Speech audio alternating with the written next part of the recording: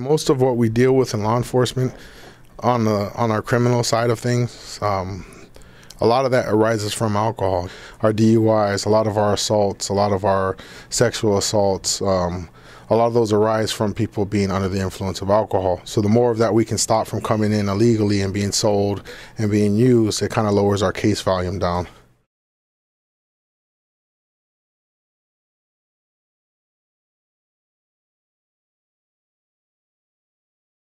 Some of the steps we take is we have an airport interdiction process.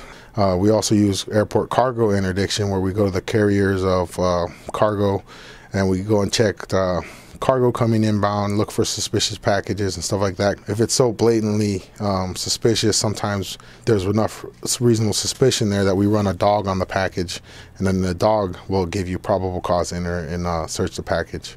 We also gather and disseminate intelligence here in Barrow, whether it be anonymous phone calls, emails, tips, or just talking with suspects when they're being arrested.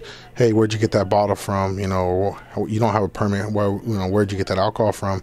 For the most part, one of the highest profit items you could bring in, being that the cargo size of it, the weight of it and everything, would be hard alcohol, i.e. rich and rare Canadian whiskey. A lot of that comes in here, Monarch vodka, usually in plastic bottles that you can burp. We've seen it where they take apple juice containers and empty those out and pour the R&R in there. So in Barrow, an alcohol bottle will go for about $100. If you shipped it through cargo, you might incur some kind of shipping, so that kind of takes away from your profit. But if $100 a bottle and you bought the bottle for $9 to $10 or whatever, so there's your profit margin, is usually about $75 or so. Alcohol can move so rapidly. On a Friday night, payday night, someone could move through 50 bottles in a house like that, because people are out partying and having a good time. And so, a person selling alcohol here can make limitless amounts of money as long as they're not caught. One of the things you see also with the alcohol coming in, not all of that is being consumed by the person ordering it. A lot of people will bring in alcohol and they'll bring in 2 bottles of what they want to drink, sell 4 more, sell their beer, sell their wine, and they just covered their whole order, all the shipping, everything, and they made extra money every month. So not all of our alcohol is brought in illegally. A lot of it's brought in legally and then sold illegally.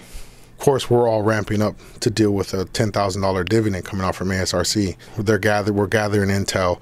We're working with other agencies to try and stop as much as we can from Anchorage. More money, more problems for police department. More money for the bootleggers.